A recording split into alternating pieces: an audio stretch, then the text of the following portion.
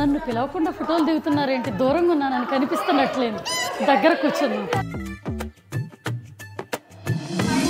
పిలిచేశారు. పిలవంగానే వెళ్ళిపోతే ఎలా? వాల్యూ ఉండదు. 2-3 సార్లు పిలిచేదాకా వెయిట్ చేద్దాం.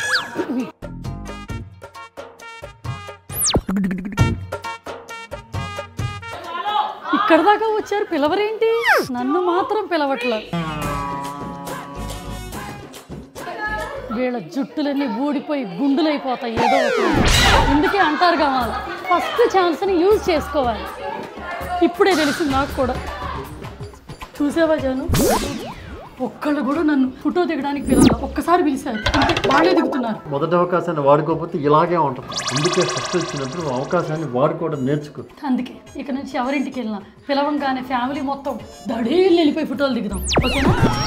అరే బన్ను, మీ డాడీ ఏడ్రా? ఇప్పుడు దాకా ఇక్కడే ఉన్నాడు, ఏమయ్యాడు? లేచిపోయాడు. ఈ వయసులో లేచిపోవాల్సిన పాడోలోచన ఎలా వచ్చిందిరా? స్కూల్ పిల్లల ఫ్రెండ్స్ మదర్స్తో లేచిపోయి ఉంటాడా, నైబర్తో లేచిపోయి ఉంటాడా? ఇటీవీ ఫోన్లో ఏమేం దాచిపెట్టాడు, క్లూస్ వదిలిపెట్టి ఉంటాడు. ఏంటి లేచిపోయేది? మీ డాడీ ఏమన్నా స్కూల్కి వెళ్ళాడు అనుకుంటున్నావు? ఎగురుకుంటా వెనకమాల పడి లేచిపోద్దంట. లేచిపోద్దు. అదేంటి నువ్వు లేచిపోయావన్నాడు? ఏం మనుషులే మీరు? లేచిపోవడానికి లేచి వెళ్ళిపోవడానికి తేడా కూడా తెలియదు వాడికి. దీనికేమో మనిషి ఎక్కడికి వెళ్ళారో తెలియదు, అనవసరం. తోకలాగా అమ్మడం మాత్రం రావటమే తెలుసు.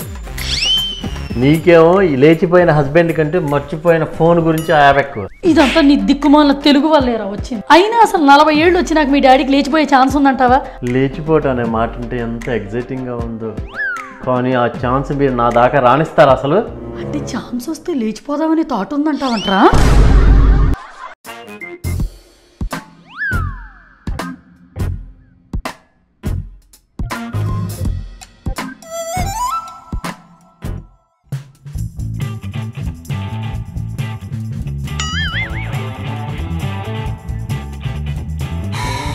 Oh no!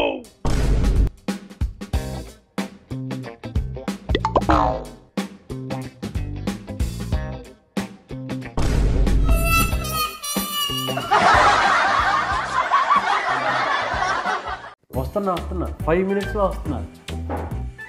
జాను ఎక్కడికి వెళ్తున్నా? మొదలు బయటికి వెళ్ళేటప్పుడు ఎక్కడికి వెళ్తానని అడగకూడదు. అలా అడగటం వల్ల ఏ పని మీద బయటికి వెళ్ళినా సక్సెస్ కాదు. అలా అడగకూడదు. అందుకనేనా నేను ఎప్పుడు వంట చేయబోతున్నా ఏం వండుతున్నావు అని అడుగుతావు. దానివల్ల నేను వండే వంట నీకు టేస్ట్ నచ్చట్లేదు. సో నా వంటలో లేదనమాట ప్రాబ్లము. నువ్వు అలా ముందు అడగటం వల్ల నా వంట ఫెయిల్ అవుతుంది. నువ్వు అలా అడగకూడదు. నీలాంటి వైఫ్ల వల్ల బాధపడే హస్బెండ్స్ అందరూ కలిసి ఒక వెబ్ సిరీస్ చూడటానికి వెళ్తున్నా. ఆ వెబ్ సిరీస్ ఏంటో నాకు తెలుసులే. ఏంటి మీరు కూడా చూస్తున్నారా? మేమెందుకు చూడకూడదు? మీరు మాత్రమేనా ఏంటి చూసేది? Save the tigers web series చూస్తే మీరు ఎలా సేవ్ అవుతారో మేము తెలుసుకొని నెక్స్ట్ టైం మీరు సేవ్ అవ్వకుండా కొత్త కాంప్లికేషన్స్ ఇవ్వద్దు మరి.